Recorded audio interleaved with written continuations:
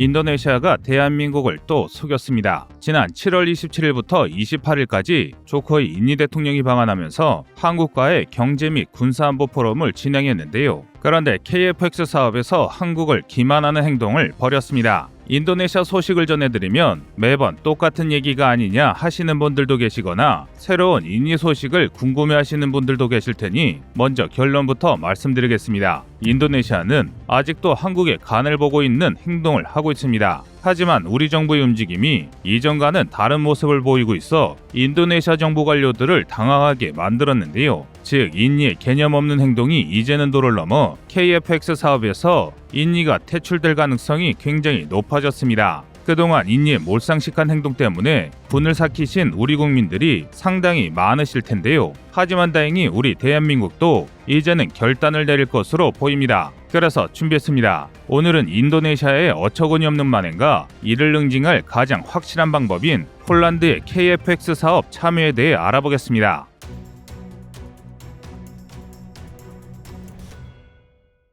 지난 8월 1일 국회 국방위원회 업무보고서에서 충격적인 사실이 밝혀졌습니다. 엄동환 신인방위사업청장이 이전까지의 서신교환을 포함해 인니와 여러 차례 협의가 진행됐으나 실질적인 진전은 없었다고 밝힌 것입니다. 동시에 이번 정상회담을 통해 실질적인 분담금 협의체를 구성하기로 했다는 사실도 알렸습니다. 그러니까 지난 2021년 11월 논의됐던 KF-X 사업 분담금 30%의 현물 분담조차 확정된 사항이 아니었단 말입니다. 이는 정말 황당한 상황인데요. 여지껏 인니가 우리 정부에게 협의를 요청했다고 알려졌던 소식들이 전부 인니의 기만이었다는 뜻이기 때문입니다. 인니가 주장하는 분담금 협의체가 그 증거인데요. 만약 인니가 분담금을 제대로 납부할 생각이라면 미납금을 구체적으로 언제 납부할지 그리고 앞으로 납부할 예산은 언제까지 마련해서 제공할지를 우리 정부에 알리면 됩니다. 그러나 인니는 분담금 협의체의 구성을 요청했습니다. 이건 분담금을 납부하겠다는 게 아니라 어떻게든 분담금 지급 일정을 미루면서 동시에 협의체를 통해 분담금을 낮추거나 이후 추가 기술 이전, 전투기 도입 단가 할인 등 이익을 따져보겠다는 것입니다. 한마디로 아직도 간을 보겠다는 뜻입니다. 이런 인니 행태에 많은 국민들이 분노하고 있습니다. 이제는 인니를 보람의 사업에서 서둘러 퇴출하자는 목소리가 남녀노소 여야를 막론하고 나올 정도입니다. 그런데 이전과 크게 달라진 점이 있습니다. 바로 우리 대한민국의 움직임입니다. 이렇게 한국의 움직임이 바뀌게 된 데에는 폴란드의 역할이 매우 큽니다. 폴란드는 얼마 전 한국에게 FA-50 48달을 포함해 무려 20조 원이 넘는 무기를 구입하기로 약속했으니 이참에 인니 대신 폴란드와 KF-21 사업을 진행하자는 것입니다. 심지어 이건 우리만의 의견이 아닙니다. FA-50 도입을 위한 사전 테스트에 크게 만족한 폴란드 측에서도 KF-21 개발에 합류하자는 이야기가 나오는 중인데요. 만약 폴란드가 정말로 KF-X 사업에 합류한다면 KF-X 사업의 규모가 이전보다는 더 크게 확대될 가능성이 높습니다. 우크라이나 사태로 심각한 위협을 느끼고 있는 폴란드의 가파른 군비 확장이야말로 가장 좋은 증거입니다. 일례로 폴란드는 180대의 K2 흑표와 48대의 K9을 직도입하고 800대의 K2 전차와 600대의 K9 자주포를 라이선스 생산하겠다고 밝혔습니다. 따라서 폴란드가 인니를 대신해 KF-21 공동개발 및 양산에 참여한다면 인니가 원가로 사겠다고 했던 KF-21 48대에 절대 뒤지지 않는 수량을 직도입하고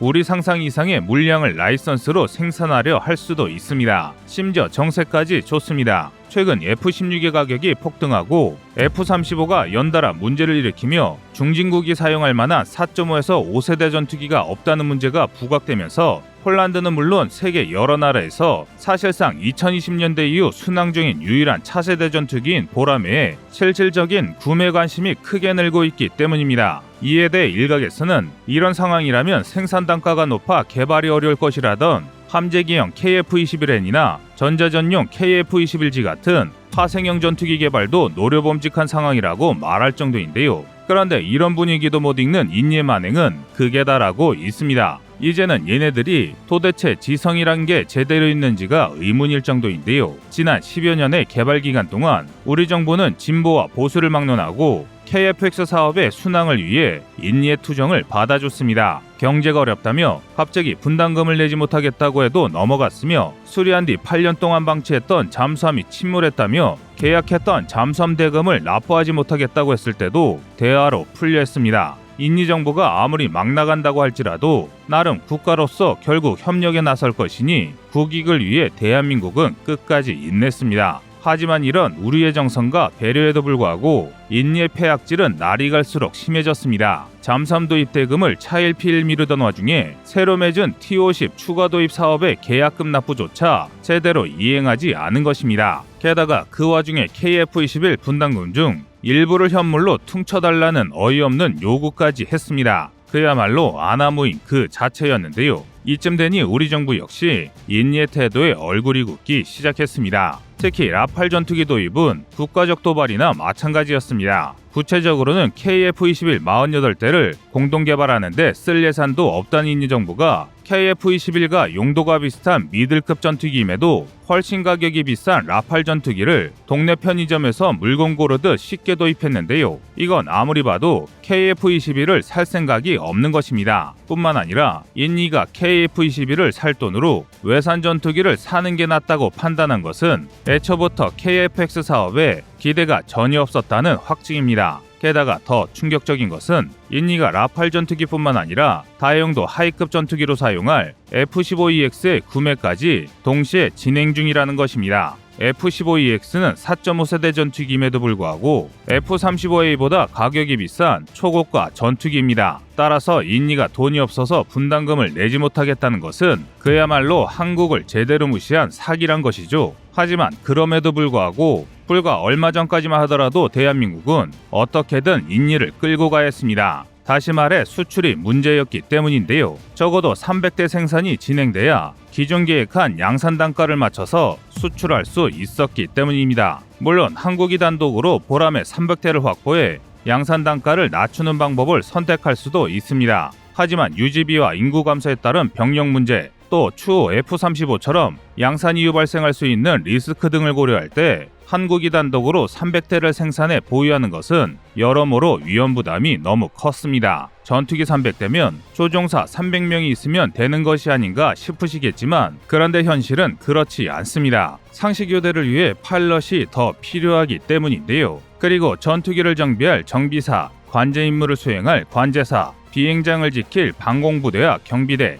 각종 무장과 보급을 관리할 군수부대까지 더한다면 전투기 300대를 추가로 도입할 때 막대한 인력이 필요합니다. 또 설비도 문제입니다. 현재 국군은 북한의 비행장 공격에 대응하기 위해 거의 대부분의 경납고를 두꺼운 강화 콘크리트로 만들어진 어모체로 운영 중입니다. 이걸 이글루라고 하는데요. 그런데 이 이글루 하나의 건설비가 수십억 원이 넘습니다. 2023년 공사가 완공될 예정인 군산의 18대미 항공기 어모체 시설 공사 예산이 무려 1,475억 원이나 할 정도인데요. 만약 우리 공군이 기존 예정보다 2.5배인 300대 보라매를 도입하게 된다면 이 어모체 건설에만 조 단위의 비용이 추가로 소모됩니다. 정리하자면 인니 없이 KF-X를 단독 사업을 하는 것은 아무리 대한민국이라 할지라도 무리가 따를 수밖에 없었습니다. 그런데 이런 판세가 완전히 바뀌었습니다. 즉 이제는 인니를 신경 쓰지 않아도 된다는 것입니다. 현재 폴란드라는 최상의 선택지가 생겼기 때문인데요. 지난 7월 말 폴란드는 무려 3조 원이 넘는 막대한 예산을 들여 48대의 FA-50을 구입했습니다. 내년까지 블록2 업그레이드가 일부 반영된 블록 1.5 사양 FA-50 12대를 먼저 도입하고 이후 수년에 걸쳐 FA-50 48대 도입과 배치를 완료해 세계 비행중대로 구성된 FA-50 비행대대를 완편할 계획인데요. 뿐만 아니라 블록2 사양 FA-50까지 무사히 수령한다면 뒤이어 KF-21 보라매 사업에 참여할 용의가 있음을 공식 석상에서 여러 차례 언급했습니다. 다시 말해 폴란드는 인도네시아와 마찬가지로 공동개발을 통해 항공자력 기반을 마련하고 저렴한 가격에 강력한 차세대기를 확보하려는 것인데요. 만약 폴란드가 KF-X 사업에 참여한다면 아무리 적게 잡아도 인도네시아가 약속했던 48대 이상을 구입할 것이 확실해 보입니다. 뿐만 아니라 이 사업이 제대로 성사된다면 이제는 인니를 걱정할 필요가 없어집니다. 또 폴란드는 인니처럼 돈을 떼먹을 걱정을 할 필요도 없습니다. 러시아 대행에 정군을 개편 중인 폴란드의 안보 상황과 수조 원을 항공전력 강화에 지출하더라도 큰 문제가 없을 정도로 미국과 EU의 국방 원조가 있기 때문인데요. 하지만 그럼에도 이번 FA50 도입과 동시에 KF-X 사업에 참여할 의사를 밝힌 것은 굉장히 통 큰 결단입니다. 한국산 무기에 모든 것을 걸었다가 한국이 약속을 지키지 못한다면 폴란드 국방에 심각한 문제가 생길 게 뻔하기 때문인데요. 더군다나 한국은 아직 미국, 러시아에 비하면 항공시장에서 큰 실적이 없습니다. 그러나 폴란드는 이런 상황에도 불구하고 한국을 선택했습니다. 폴란드가 이렇게 화끈한 결정을 할 수 있었던 것은 폴란드 공군의 체질 변화와 연관이 있는데요. 현재 폴란드는 소련제 전투기로 구성됐던 자국 공군을 완전히 바꾸는 중입니다. F-35A를 대거 도입해 하이급으로 삼고 미들급으로 F-16 바이퍼를 운영하라는 것이죠. 그런데 로우급에서 문제가 심각합니다. 지금 운영 중인 수호-22와 미구-29의 노후화가 심해 한국에서 추락사고로 조기 퇴역이 결정된 F-5처럼 사고 위험성이 굉장히 높습니다. 이 때문에 폴란드 공군에서는 로우급 전력으로 사용할 경공격기를 찾았습니다. 동시에 주력 기종인 F-16, F-35와 연동이 가능한 새로운 전투기를 찾았는데요. 그게 바로 FA-50이었습니다. FA-50은 T-50 기반의 항공기입니다. 그리고 T-50은 F-16과 F-35를 개발한 록히드 마틴이 훈련기를 만들기 위해 한국과 합작한 결과물입니다. 그래서 F-16을 조종할 줄 알면 FA-50을 조종하는데 몇 시간이면 충분합니다. 그 반대 역시 마찬가지인데요. 심지어 F-35용 훈련기로도 쓸만합니다. 이는 폴란드 공군에게 굉장한 매력이었습니다. F-35 전환 교육을 위해 고가의 F-16 전투기를 사용해야 했기 때문입니다. 여기에는 한 가지 비하가 있는데요. 과거 2010년대 폴란드는 16대의 훈련기 도입 사업을 진행했습니다. 한국의 T-50과 이탈리아의 M346이 맞붙었는데요. 이 사업에서 폴란드는 T-52 훈련기로는 너무 고가라며 이탈리아제 M346을 도입했습니다. 음속에 가까운 천음속기인 M346이라면 당시 폴란드가 보유한 모든 항공기를 운용할 수 있었다고 판단한 것입니다. 하지만 이는 잘못된 선택이었습니다. 폴란드가 F-35를 도입하면서 M346은 애물단지가 되어버렸는데요. 그 이유는 초음속 비행이 불가능한 M346으로는 F-35 전환 교육이 불가능했기 때문입니다. 이로 인해 F-35 전환 교육을 위해 고가의 F-16 전투기를 사용해야 하는 황당한 상황이 벌어졌습니다. 게다가 M346 자체에도 문제가 발생했습니다. 납기 일정을 지키지 못해 제때 훈련기가 공급되지 못한 데다 그나마 공급된 훈련기도 각종 결함으로 비행불능이 된 것입니다. 폴란드로서는 돈을 아끼려고 T-50을 거부했다가 굉장히 큰 손해를 본 것인데요. 이에 대해 일각에서는 이번 FA-50 도입 사업이 속전속결로 처리된 뒷배경에는 과거의 잘못을 바로잡으려 한 폴란드 공군의 결단이 있다고 분석할 정도입니다. 이제 대한민국이 결정할 문제는 인니의 KF-21 보라매와 관련된 저질 외교를 근절시키고 폴란드가 인니를 대신해 KF-X 사업에 확실하게 뛰어들게 하는 확고한 동반자로 선정하는 것입니다. 이상 꺼리투브였습니다.